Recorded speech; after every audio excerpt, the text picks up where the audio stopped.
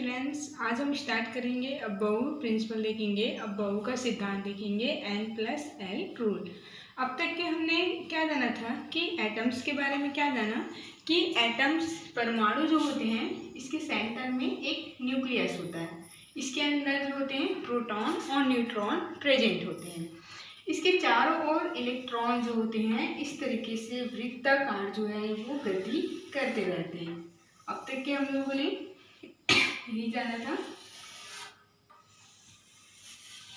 ये इस तरीके से इलेक्ट्रॉन जो होते हैं वो वृत्ताकार मूव करते रहते हैं। अब इसमें देखिए, ये जो वृत्ताकार जब ये गति करते हैं इलेक्ट्रॉन, तो इस ये को कह रहे हैं अपन ऊर्जा स्तर बोलते हैं, एनर्जी लेवल। एनर्जी लेवल बोलते हैं ऊर्जा स्तर। इसी को ही बोलते हैं ऑर्बिट भी बोलते हैं, इसी को ही अपन बोलते हैं ऑर्बिट। हमने पहले ही बताया था, ऑर्बिट मीन्स कक्ष की बात कर रहे हैं, तो इसे बोल रहे हैं कक्ष भी बोलते हैं। साथ ही साथ इसे सेल भी बोलते हैं, सेल बोलते हैं कोश। इसके साथ ही इसे मुख्य क्वांटम नंबर भी बोलते हैं।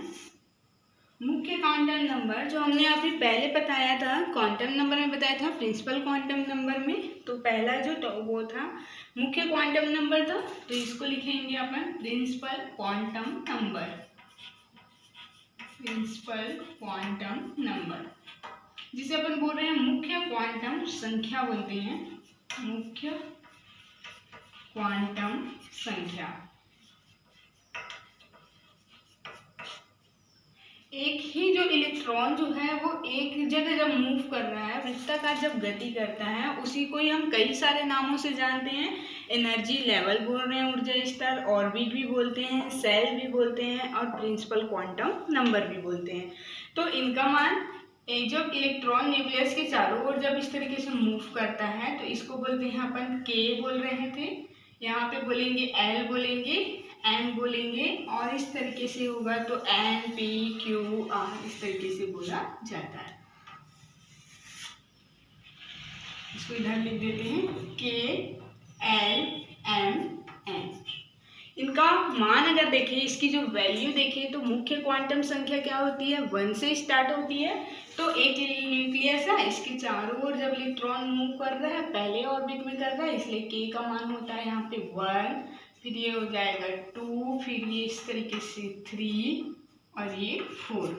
तो ये सारे सब क्या है, ये सारे जो है मुख्य क्वांटम नंबर है। तो जब इलेक्ट्रॉन जिस गति कर रहा है, इलेक्ट्रॉन जब गति करता है तो उसे हम energy level, orbit, cell, principal quantum number, इन चारों नाम से जानते हैं। तो अब हमें पता चल गया, सेल्स के बारे में पता चल गया, सेल की वैल्यू मीन्स के एल एम एन। तो अगर हम इसको यहाँ पे लिखे, हमें क्या पता चल गई, सेल, कोश के बारे में पता चल गई। तो कोश की जो वैल्यू है अगर उसको हम लिखे तो इस तरीके से होता है 1 2, इसी को ही लिख रहे हैं 1 2 3 4 5, इस तरीके से ये आगे बढ़ते रहता है।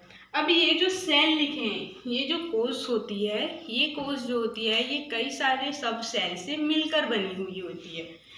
जैसे कि एक कमरा लीजिए, एक कमरे के अंदर दूसरा कमरा है, दूसरे कमरे के अंदर तीसरा, उसी तरीके से एक सेल जो होती है वो सब सेल से मिलकर बनी हुई होती है। तो सब सेल जिसको अपन बोल रहे थे, पहले ही बताए थे, SPDF। तो अगर देखें सेल को गई, अब यहाँ पे देखेंगे सब सेल। सब सेल बोल रहे हैं, सब सेल मीन्स बोला जा रहा है कि SPDF के बारे में बात कर रहे हैं। SPDF, ये जो ऑर्बिट है, ये जो कक्ष हैं, ये सारे जो होते हैं ये उपकक्षक से मिलकर बने होते हैं, सब सेल से मिलकर बने होते हैं। SPDF जिसकी वैल्यू जो होती है ये 0 से स्टार्ट होती है। तो यहाँ पे S की वैल्यू कितनी होती है, 0 होती है, P की 1 होती है, इस तरीके से 2 3, इस तरीके से इनकी जो वैल्यू होती है। तो अब तक के हमने क्या देख लिया कि सेल्स के बारे में। अब यहाँ पे ये देख लीजिए कि जिनकी न्यूक्लियस के बाद जो इलेक्ट्रॉन मूव करता है, पहला इलेक्ट्रॉन जिस सेल्स में होता है, उनकी जो एनर्जी लेवल होती है वो कम होती है, उसके बाद की जो है एनर्जी लेवल ज़्यादा होती है। जैसे कि हमने क्या किया, एक छोटे से घर देख लीजिए।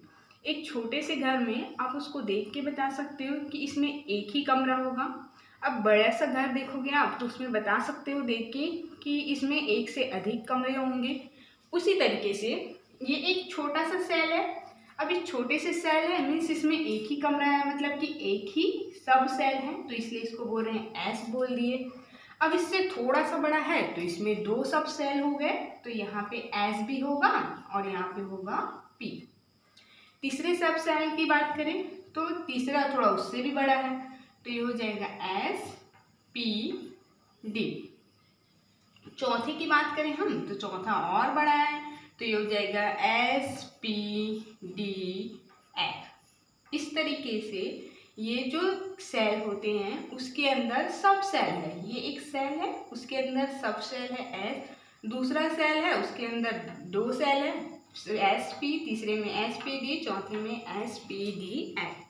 तो हमें इससे क्या पता चल गया कि एनर्जी लेवल के बारे में पता चल गया कि प्रिंसिपल क्वांटम नंबर, ये जो लेवल है इसको अपन प्रिंसिपल क्वांटम नंबर बोलते हैं। जैसे यहाँ पे लिखे हमने सेल लिखे हुए हैं, ये जो सेल कोष को बोल रहे हैं तो इसे बोलते हैं अपन principal quantum number. Principal quantum number, मुख्य क्वांटम संख्या, जिसे n से प्रेजेंट करते हैं। तो n की वैल्यू 1 2 3 4 होती है, तो यहाँ पे लिख देंगे n की वैल्यू 1 से स्टार्ट होकर 2 3 4 होती है। बात करें अब सब सेल की, उपकोष की, तो ये हो जाएगा सब सेल, जिसे बोलते हैं एजिमुथुअल क्वांटम नंबर बोलते हैं, द्विगंशी क्वांटम नंबर। तो इसे L से प्रेजेंट करते हैं। इसकी वैल्यू L की वैल्यू हमने क्वांटम नंबर में बताया था कि L की वैल्यू क्या होती है, 0 से स्टार्ट होती है, तो ये हो जाएगी 0 1 2 3। तो इनमें हमने क्या जाना कि सेल और सब सेल के बारे में जाना। सेल मीन्स बोल रहे हैं जब इलेक्ट्रॉन जब वृत्ताकार जब गति करता है तो उसे हम energy level, orbit, cell, principal quantum number ये सारी हम बोलते हैं, जिसकी को हम KLMN यानी कि 1 2 3 से डिनोट करते हैं।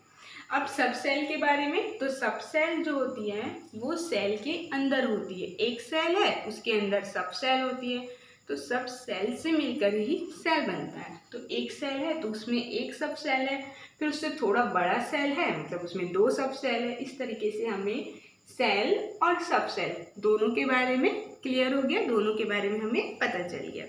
अब देखिए, अब इसको आपको लिखना नहीं है, बस आपको ये समझने के लिए था कि सेल और सब सेल मीन्स जो KLMN है और ये SPDF ये कहाँ से आया है, बस ये आपको समझना था।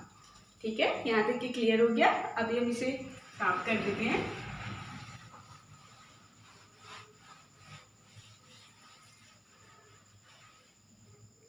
अब देखिए, इसमें बोल रहा है कि एनर्जी लेवल के में जो इलेक्ट्रॉन होते हैं ये 1s में पहले कम होगा, फिर 2s, फिर 3s, इस तरीके से।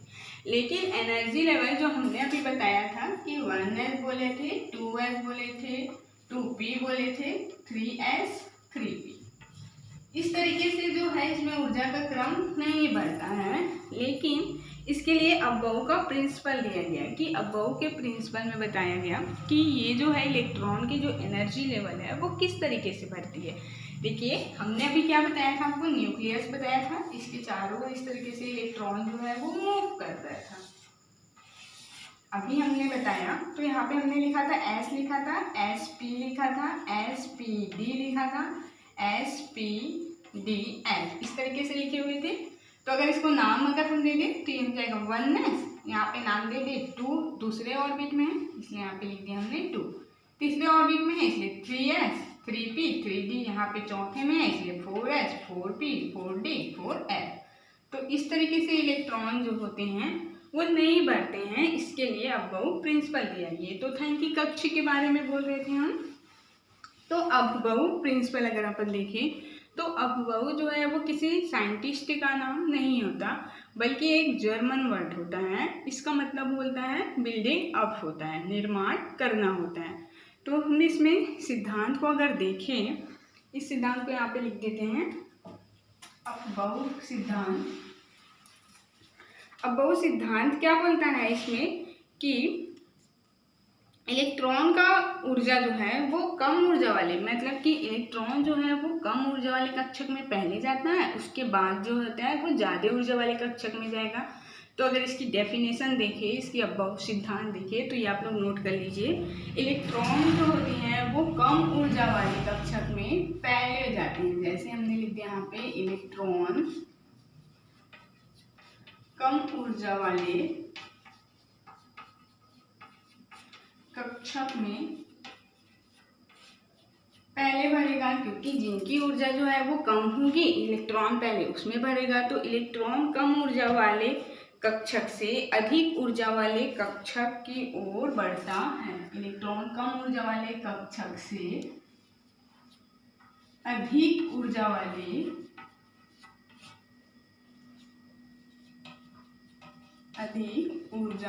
वाले कक्षक की ओर बढ़ता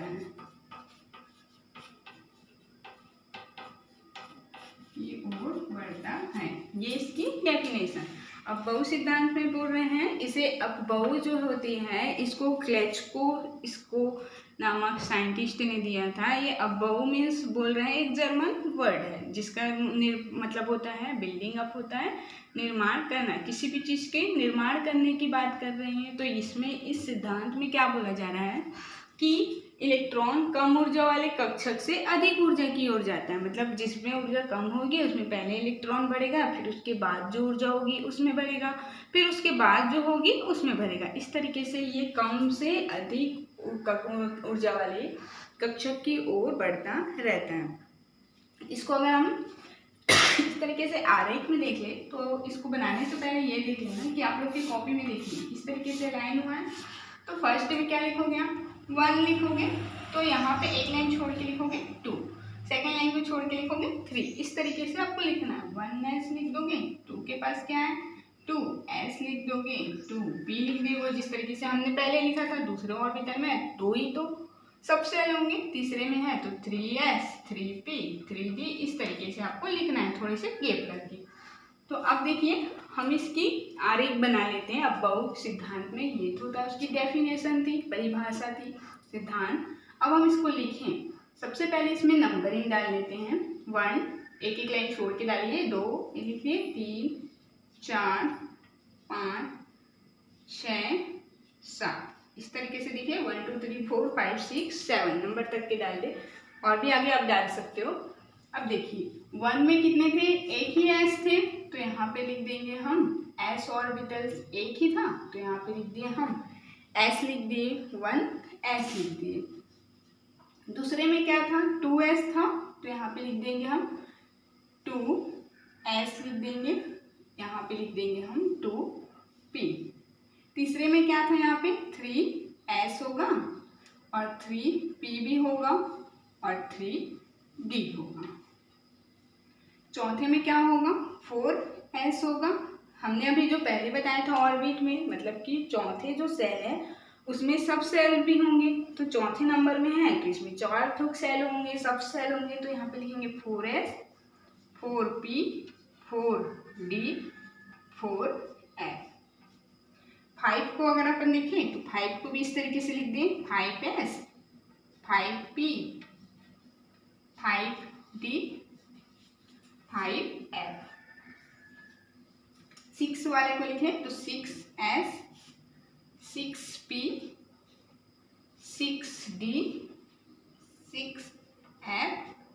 7 वाले को अगर अपन देखें तो 7 को भी इस तरीके से लिख सकते हैं, 7s 7p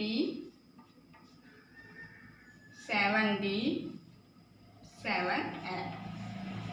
इसको आप आगे भी लिख सकते हो, f है 5 बोल रहे हैं तो इसमें g भी आ जाएगा, यहाँ पे आ जाएगा आपका gh, तो ghi, इस तरीके से आप इसको बढ़ाते जाओगे। मीन्स एक जो सेल होती है और दूसरा सेल ऐड हो जाएगा तो ये इसका मान बढ़ते जाएगा। 5 बोल रहे हैं तो हमने तो 4 ही तक लिखा है, तो आप इसको आगे भी लिख सकते हो, g लिख सकते हो, इसमें gh लिख सकते हो, ghi, इस तरीके से आप इसको लिख सकते हो।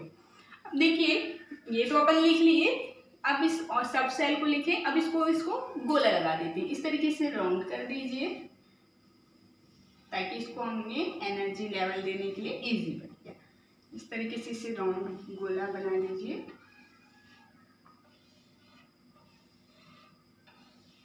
फोर एफ यहाँ पे हो जाएगा आपका 5S 5P 5D 5F। 6 में लिखेंगे 6S 6P 6D 6F 7S 7P 7D और ये हो गया आपका 7F। इस तरीके से हमने इसको राउंड कर दिया।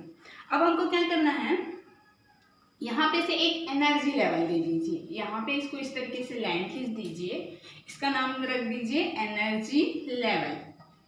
हमने अभी बताया था एनर्जी लेवल उस ऊर्जा स्तर मीन्स क्या बोले थे कि इलेक्ट्रॉन जब इस तरीके से मूव कर रहा है तो यही तो आपका कहलाता है एनर्जी लेवल। तो इसी एनर्जी लेवल को इस तरीके से टेक बना दीजिए, एरो बना के यहाँ पे लिख देंगे हम एनर्जी लेवल। एनर्जी लेवल लिख दिए। अब यहाँ पे से देखिए 2P से 3S, इधर से सीधी लाइन खींचिए, इस तरीके से इसमें सीधी लाइन खींच दीजिए 2P और 3S से। अब इसमें क्या करना है आपको 3P से करना है 4S के लिए। इस तरीके से बस आपको इस तरीके से सीधी लाइन बस खींचनी है, इसके साथ ये लाइन खिंचाएगा 3D 4S 4P के साथ। इस तरीके से बस इसमें आपको लाइन बस जो है वो खींचनी है। 3D से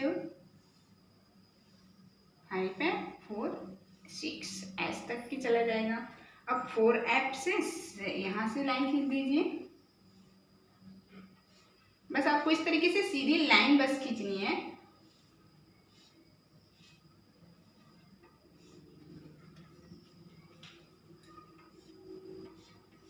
हाँ ये इस तरीके से ये लाइन खींच लिए हम, यहाँ पे भी लाइन खींच देते हैं इस तरीके से।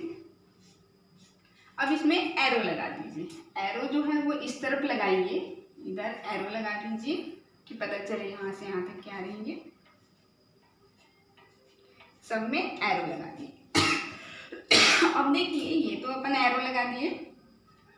जब इलेक्ट्रॉन भरता है ऑर्बिटल्स में तो ये 1s से स्टार्ट हुआ, यहाँ पर से स्टार्ट हुआ, लेकिन यहाँ पे आपका एंड हो गया, यहाँ पे खत्म हो गया।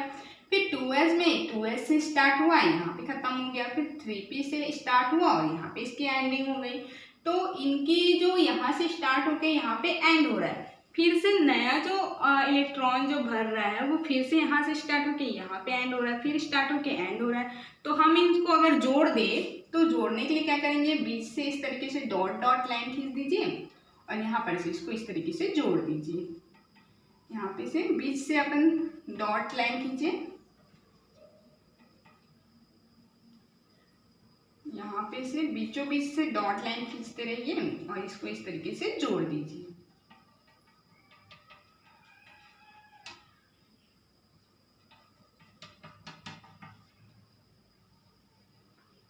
यहाँ पर से ये आ जाएगा आपका इस तरीके से।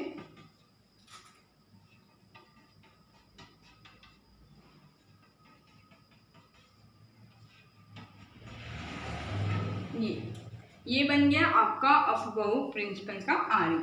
आपको रटना नहीं है, बस आपको इसको समझना है कि हमने ये बनाया कैसे है।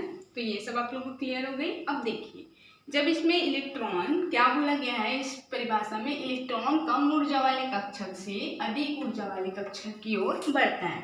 तो व्हेन हमने पहले बताया कि ये छोटा है मीन्स इसके पास जो है एनर्जी के लिए कम ऊर्जा की कक्षक है। तो कम ऊर्जा की कक्षक है, छोटा सा कक्षक है मीन्स उसमें तो कम ऊर्जा हो गई। तो यहाँ पे 1s में पहले इलेक्ट्रॉन बढ़ेगा, फिर 2s में जाएगा, 2s यहाँ से स्टार्ट हुआ, 2s खत्म, फिर यहाँ पे आ गया तो 3p में बढ़ेगा, फिर 3s में बढ़ेगा, फिर ये यहाँ से स्टार्ट हुआ है तो ये गया आपका 3p में गया, फिर 4s में गया, 4s के बाद स्टार्ट होके ये यहाँ पे गया आपके 3d में गया, फिर 4p, फिर 5s, इसके बाद ये स्टार्ट होके 6d 5f 6f, यहाँ से ये स्टार्ट हुआ और ये यहाँ पे गया 7f 5d 6p 7f, यहाँ से फिर स्टार्ट होके आपके गया 5f 6d 7p, फिर यहाँ से स्टार्ट हुआ 6f 7d फिर 7f। इस तरीके से ऊर्जा का जो क्रम होता है वो बढ़ते हुए क्रम में जाता है। तो एनर्जी में क्या बोल रहे हैं, एनर्जी में तो इसकी अगर अपन क्रम देखें तो इस प्रकार से इसका कक्षकों की बढ़ता क्रम। तो बढ़ते क्रम में अब हम इसको लिख देंगे, बढ़ते क्रम में क्या लिखेंगे, जो ये है उसी को लिखेंगे। सबसे पहले कौन सा है आपका 1s ऑर्बिटल आया, इसलिए हमने लिख दिया यहाँ पे 1s। इसको इस तरीके से लिखेंगे, 1s से बड़ा क्या है आपका 2s है, तो इस तरीके से हमने लिख दिया इसको 2s। इसको इस तरीके से भी लिख सकते हैं, 2s हो गया, उसके बाद इसको लिख देंगे हम 2p लिख देंगे। 2p के बाद क्या आया आपका 3s आया, तो 3s को लिखे। 3s के बाद देखिए 3s से होते हुए गया आपका 3p पे गया, तो यहाँ पे हमने लिख दिया 3p। 3p से 4s, तो यहाँ पे लिख देंगे 4s। 4s से होते हुए ये आपका गया 3d पे गया, तो यहाँ पे हमने लिख दिया 3d। 3d से 4p, तो ये हो गया आपका 4p। 4p से 5s, तो यहाँ पे हम लिख देंगे 5s। 5s तक की खत्म हो गई। अब 5s से स्टार्ट होके यहाँ पे आ गया आपका ये 4d पे आ गया, तो इसको लिख देंगे हम 4d। फिर आ गया 5p, 5p लिखेंगे। 6s आया है, 6s लिख दिए। 6s के बाद आ गया आपका 4f, तो इस तरीके से बस इसको लिख रहे हैं हम।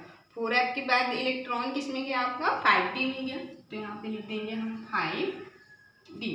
5d के बाद 6p में गया, तो इसे लिखेंगे 6p लिख दिए। 6p के बाद 7s, 7s के बाद देखिए 5f पे गया, 5f। फिर ये हो गया आपका 6d, 6d के बाद 7p। इस तरीके से इसको हम लिखते जाएंगे, आगे जो बढ़ते जाएंगे क्रम उस तरीके से हम इसको लिखते जाएंगे। 7p लिखे, 7p के बाद हम लिख देंगे f, 6f, 7d, 7f। इस तरीके से इसकी जो बढ़ते क्रम को हम लिखते जाएंगे। यहाँ तक की क्लियर हो गई आप लोग, इसको नोट कर लीजिए यहाँ पर से आप लोग। अब हम देखेंगे आगे, तो ये जो क्रम है इसमें किसी भी एटम्स में इलेक्ट्रॉन जो है वो इसी क्रम में बढ़ता है, बढ़ता हुआ है, बढ़ते हुए क्रम में ये बढ़ते जाता है। पहले कम है तो इसमें पहले उड़ जाएंगे, फिर उसके बाद इस तरीके से किसी भी एटम्स में इलेक्ट्रॉन जो होता है ये बढ़ता है। आप लोग इसको नोट कर लीजिए। अब हम इसको साफ कर देते हैं। अब देखते हैं n+l रूल। n+l जो होती है रूल जो होती है ये अब्बाऊ के अंदर ही आते हैं, मतलब कि अब्बाऊ का जो सिद्धांत है वो इस n+l रूल को ही लेकर ये कंप्लीट होता है। तो n+l जो रूल है ये बोलता क्या है ये अपन देख लेते हैं। तो यहाँ पे लिख दें n+l रूल। इसके अगर सिद्धांत अगर अपन देखें तो पहला क्या बोलता है n+l रूल में कि इलेक्ट्रॉन जो होती हैं वो उस कक्षक में पहले बढ़ता है जहाँ पे n+l का मान जो होता है वो कम होता है, तो वहाँ पे ये पहले बढ़ता है। जैसे इसको हम लिख दें, इलेक्ट्रॉन जो होती है उस कक्षक में पहले बढ़ता है, उस कक्षक में पहले बढ़ता है,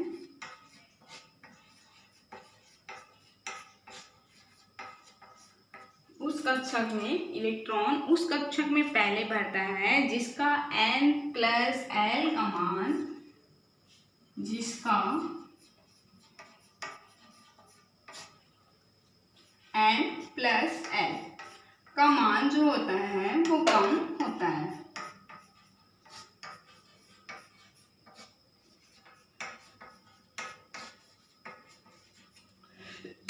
n+l, n क्या है आपका मुख्य क्वांटम संख्या और l क्या है आपका द्विअंशी क्वांटम संख्या, प्रिंसिपल क्वांटम नंबर और एज़िमुथल क्वांटम नंबर। तो अब इसमें देखिए, जैसे कि इसमें एक एग्जांपल दे दे कि 2s का n+l क्या होगा। 2s का n+l नियम क्या होगा, तो 2s का बोल रहे हैं हम, 2 क्या है आपका ये n है, n की वैल्यू है, एस क्या है, ये तो सेल है, तो सेल का मान 1 2 होता है, तो यहाँ पे सिर्फ एन हो गया, ये सेल मीन्स एन बोल रहे हैं। एस क्या है आपका, ये सब सेल है, तो एस की वैल्यू कहाँ से स्टार्ट होती है, 0 से स्टार्ट होती है।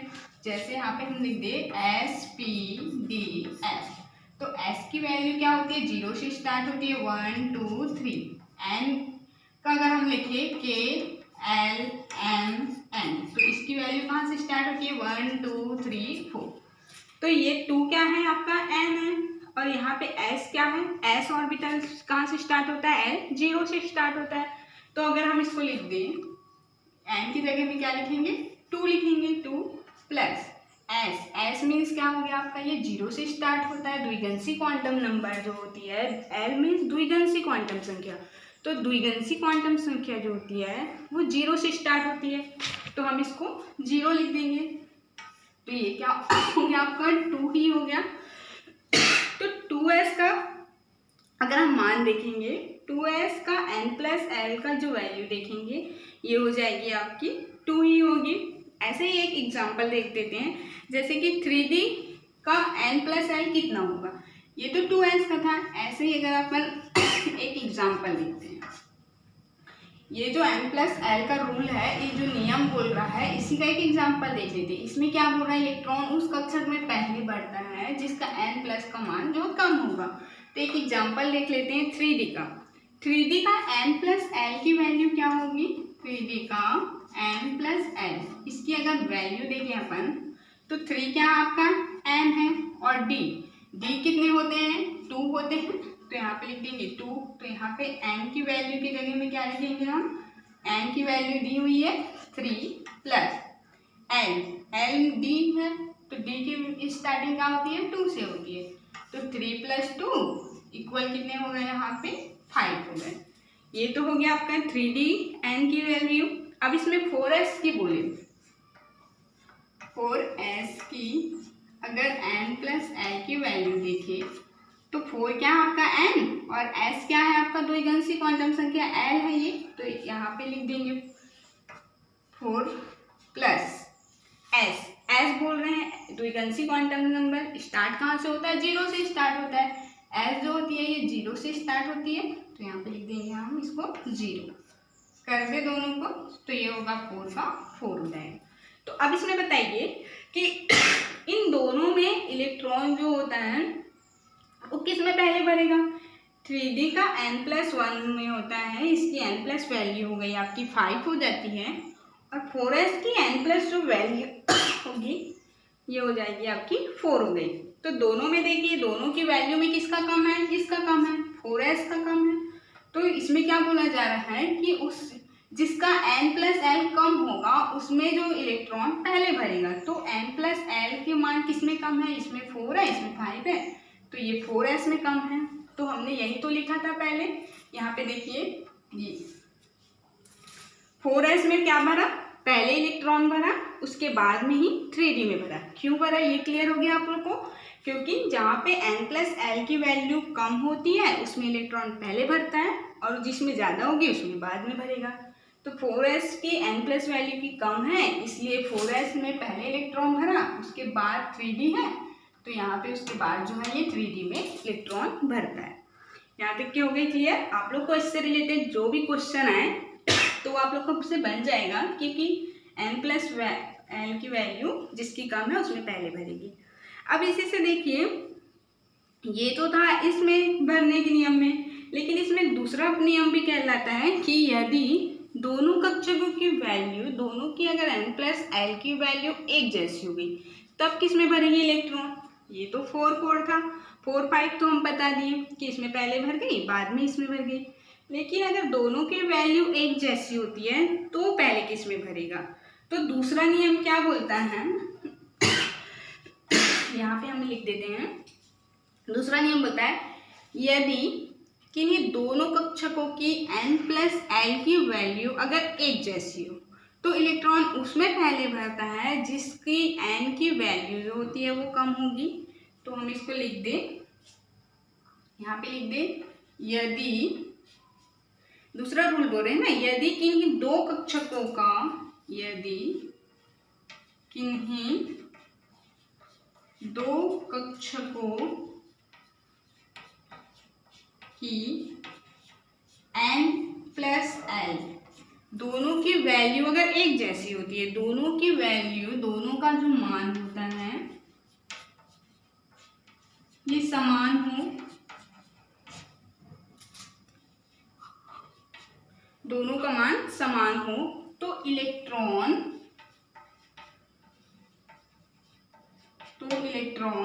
उस कक्षक में पहले जाता है, उस कक्षक में पहले भरेगा। जहां पे n की वैल्यू जो होती है वो कम हो जाएगी, तो उस कक्षक में पहले भरता है जहां n की वैल्यू, n का मान कम। इससे रिलेटेड एक एग्जाम्पल देख लेते हैं हम। ये वाला तो क्लियर हो गया आप लोग को कि इसमें, इसको अगर हम क्लियर कर दें, नहीं यहीं पर बता देते हैं। अब देखिए इसमें बोला जा रहा है एक एग्जाम्पल में, हम इसको ऊपर में लिख देते हैं ना, यहाँ पे आप लोग को ठीक से नहीं लिखेगा तो यहाँ पे लिख देते हैं। फर्स्ट रूल आप लोग को क्लियर हो गया, n+l का रूल आपको रटना नहीं है, बस इसको समझ जाइए कि इलेक्ट्रॉन क्या बोल रहा है, उस कक्षक में पहले भर रहा है जिसका n+l का मान कम होता है। तो हमने एक एग्जाम्पल से देखा 3d4s में, 4s की में n+l की वैल्यू कम है, इसलिए 4s में पहले इलेक्ट्रॉन भरा, उसके बाद में 3d में भरता है। सेकेंड रूल अगर इसमें देखें तो सेकेंड रूल क्या बोल रहा है, यदि किन्हीं दो कक्षकों में n+l का मान एक जैसे हो जा रहा है तब इलेक्ट्रॉन किस में भरेगा, तो तब जहाँ पे n का मान कम होगा उसमें भरेगा। जैसे इसे एक एग्जांपल से देख लेते हैं, 4s का n+l, जैसे कि 4s का n+l का जो मान देखेंगे, 4 क्या है आपका n है, s क्या है आपका l है, तो यहाँ पे लिख देंगे 4 l बोल रहे हैं, तो l का मान कहाँ से स्टार्ट होता है, द्विगंशी क्वांटम संख्या, हमने अभी यहाँ पे लिखा था s_p_d_f, तो ये द्विगंशी क्वांटम संख्या है, तो ये 0 से स्टार्ट होता है, 0 1 2 3। तो यहाँ पे देखिए s लिखे हैं, s मतलब 0, तो यहाँ पे लिख देंगे 0 इक्वल, ये हो जाएगा आपका 4। ये तो था 4s के लिए। ऐसे ही अगर हम 3p की वैल्यू देखें, 3p का n+l मान अगर देखें तो 3 तो लिख लिए, n की वैल्यू क्या है आपकी 3 है, p मीन्स बोल रहे हैं, और l मतलब p बोल रहे हैं। l क्या है, द्विगंशी क्वांटम नंबर, जिसको हम सब सेल बोलते हैं, और सब सेल आपका होता है s_p_d_f होता है। तो p मतलब क्या बोलिए, 1 हो गया, 1 हो गया, तो यहाँ पे लिख दिया अपन 1, ये हो गया इक्वल 4। अब देखिए दोनों की वैल्यू तो सेम आ गई, फर्स्ट रूल में बोला n+1 की जो वैल्यू जिसकी ज़्यादा होगी उसको पहले भरेंगे। तो अब यहाँ पे देखिए दोनों की वैल्यू तो सेम है, तो दूसरा मान क्या बोल रहा है कि यदि दोनों की n+l का मान अगर एक जैसा हो तो इलेक्ट्रॉन जो होते हैं जिसका n का मान कम होगा उस पे भरेगा। तो इलेक्ट्रॉन में देखिए 1 का मान किस में है, यहाँ पे देखिए, अब देखिए इलेक्ट्रॉन का मान देखिए, सॉरी n का मान, ये n, ये है n और ये भी है आपका n, तो ये n की वैल्यू देखिए 3s में, 3p में क्या है, n की वैल्यू 3 है, यहाँ पे तो n की वैल्यू 3 है। 4s में देखिए n की वैल्यू क्या है 4 है, तो दोनों में किस में पहले भरेगा, जहाँ पे n की वैल्यू कम है। n की वैल्यू किस में कम है, 3p में n की वैल्यू कम है, तो यहाँ पे इलेक्ट्रॉन जो है वो पहले भरेगा।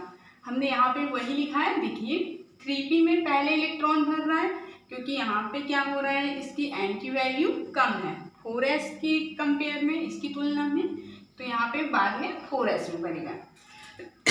जैसे हमने ये पहले बताया है, बस आपको एग्जांपल के थ्रू इस n+l का रूल को ही बता दें। फर्स्ट में देख लिए कि n+l की वैल्यू जिसकी ज़्यादा है उसको रख दिए थे, तो 4s 3d हो गया था। अब दोनों की वैल्यू अगर सेम आ गई तो जिसका n का मान है कम है उसको देख लीजिए।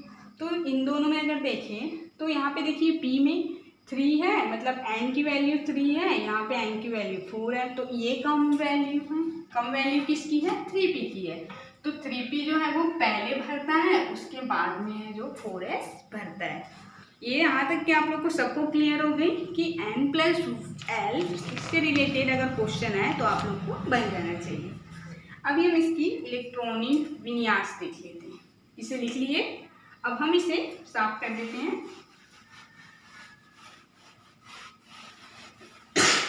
अब इसमें देखेंगे इलेक्ट्रॉनिक कॉन्फ़िगरेशन, देखेंगे इलेक्ट्रॉनिक विन्यास देखेंगे।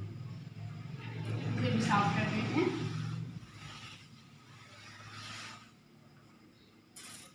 इलेक्ट्रॉनिक कॉन्फ़िगरेशंस या फिर इलेक्ट्रॉनिक विन्यास, इलेक्ट्रॉनिक विन्यास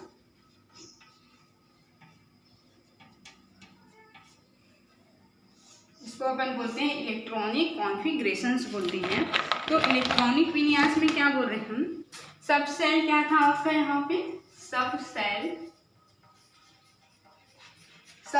था SPDF, 4 सब सेल होते हैं, SPDF बोल दिए। अब इसमें अधिकतम इलेक्ट्रॉन कितने भर सकते हैं, तो यहाँ पे इसको लिख दिए मैक्सिमम इलेक्ट्रॉन जो होती है, इसकी मैक्सिमम इलेक्ट्रॉन भरने की जो संख्या है उसे लिख देंगे। तो S जो है, ये S में 2 ही इलेक्ट्रॉन आते हैं, P में है इसमें 6 इलेक्ट्रॉन आते हैं, आप लोग को ये तो पहले ही पता है, इसमें 6 इलेक्ट्रॉन आते हैं। D में आपके आएंगे 10 इलेक्ट्रॉन और F में आपके आएंगे 14 इलेक्ट्रॉन। यहाँ तक ठीक है। अब इससे अगर रिलेटेड अगर हम इलेक्ट्रॉनिक कॉन्फ़िगरेशन देखते हैं, जैसे फॉर एग्जांपल हम देख लिए N के लिए, N नाइट्रोजन, इसकी एटॉमिक नंबर कितनी होती है, 7 होती है। तो एटॉमिक नंबर इसकी नंबर 7 है, तो इसको हम किस तरीके से लिखेंगे, 1s। S में कितने इलेक्ट्रॉन होते हैं, 2 ही इलेक्ट्रॉन आ सकते हैं, 2 से ज़्यादा इलेक्ट्रॉन इसमें नहीं आ सकता। तो 1s में 2 इलेक्ट्रॉन आएंगे। फिर 2s में s ऑर्बिटल है तो इसमें भी 2 इलेक्ट्रॉन आ जाएंगे, 1s में 2 इलेक्ट्रॉन आ गए, 2s में भी 2 इलेक्ट्रॉन आ गए। अब इसमें आएगा 2p आता है, तो 2p में कितने आते हैं, 6 इलेक्ट्रॉन आते हैं।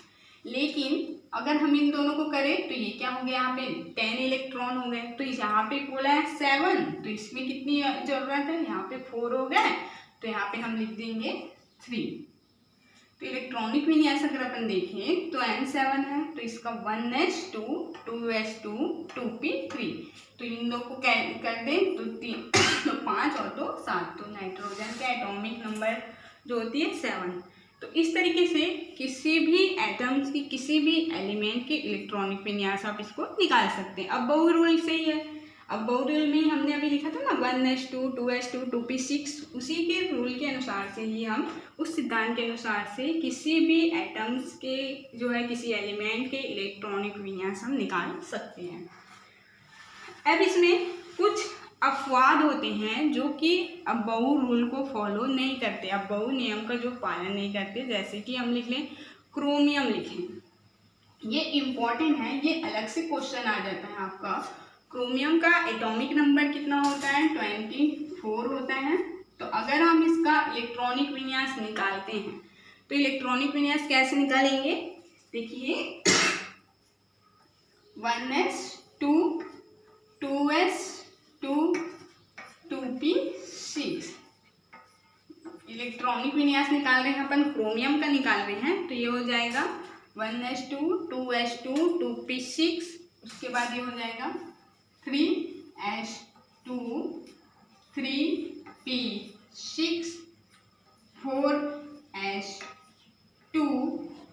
4s2 और ये हो जाएगा 3d4। इस तरीके से इसका इलेक्ट्रॉनिक विन्यास होना चाहिए।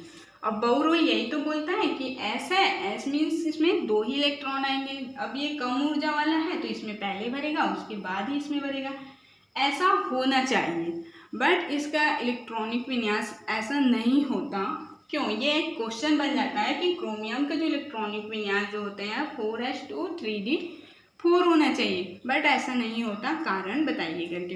तो इसका रीज़न क्या है, यहाँ पे देखिए ये जो S है, S ऑर्बिटल और D ऑर्बिटल, इन दोनों के बीच की जो दूरी होती है, इन दोनों की जो एनर्जी लेवल होती है, ऊर्जा की जो कक्षक होती है, इन दोनों में बहुत ही कम अंतर होता है, बहुत कम अंतर होता है। इस वजह से इन दोनों के इलेक्ट्रॉन जो होते हैं इन दोनों के इलेक्ट्रॉन जो है वो स्थानांतरित हो जाते हैं, मतलब 4s के इलेक्ट्रॉन जो है वो 3d में चले जाते हैं, क्योंकि इन दोनों के बीच की जो ऊर्जा है, ये ऑर्बिटल है, इन दोनों के बीच की दूरी बहुत कम होती है, इसलिए ये दोनों इलेक्ट्रॉन जो है वो एक दूसरे से स्थानांतरित होते हैं। अब कोई भी ऑर्बिटल जो पूर्ण रूप से भरा हो, जो और हाफ फील्ड हो, जिसमें जो अर्धपूर्ण हो या पूर्ण भरा होता हो, वो ऑर्बिटल्स जो होते हैं वो अधिक स्थायी होते हैं। तो जब भी वो ऑर्बिटल्स अधिक स्थायी होते हैं तो ये क्या करता है, 4s2 है तो यहाँ पे का एक इलेक्ट्रॉन जो होता है वो इस तरीके से आ जाता है 3d5 में। 4s2 में 2 होने चाहिए, 3d में 4, लेकिन यहाँ पे से एक इलेक्ट्रॉन ये इसके पास चला जाता है, क्योंकि इन दोनों के बीच की दूरी बहुत कम है, ये एक दूसरे से स्थानांतरित हो जाते हैं। और जहाँ पे पूर्ण भरे हो या फिर हाफ फील्ड इलेक्ट्रॉन हो वो अधिक स्थायी होते हैं। तो जब 3d5 में आ गया मतलब हाफ फील्ड हो गया, तो ये क्या होगा, अधिक स्थायी होगा, इसलिए इनकी इलेक्ट्रॉनिक विन्यास जो होती है ये 4s1 और 3d5 होती है। अब इसमें कोई भी इलेक्ट्रॉन जहाँ पे 3d5 हो, 3d4 हो और d में 4 इलेक्ट्रॉन हो और d में 9 इलेक्ट्रॉन हो, वहाँ पर ये क्या करते हैं, s से एक इलेक्ट्रॉन को ले लेते हैं। s में 2 इलेक्ट्रॉन होते हैं तो ये यहाँ पर से ले लेते हैं और ये यहाँ पर से ले लेते हैं। मतलब कि किसी जब हम इलेक्ट्रॉनिक विन्यास निकालते हैं तो जहाँ पे भी आपको 3d4 दिखाई दे तो वहाँ पे से इससे पहले वाले ऑर्बिटल से ये एक इलेक्ट्रॉन को लेते हैं, और उसी तरीके से 3d9 हो तो ये इससे ले लेते हैं, तो ये बना लेता है आपका s1 और d5। इसी तरीके से ये l इलेक्ट्रॉन इसको दिया तो ये हो गया s1 d10, इस तरीके से ये बना लेते हैं। तो इसी में एक और है एग्जाम्पल, जैसे कि हम कॉपर का देख लेते हैं। कॉपर, इसकी एटॉमिक नंबर अगर हम पर देखें तो 29 होती है।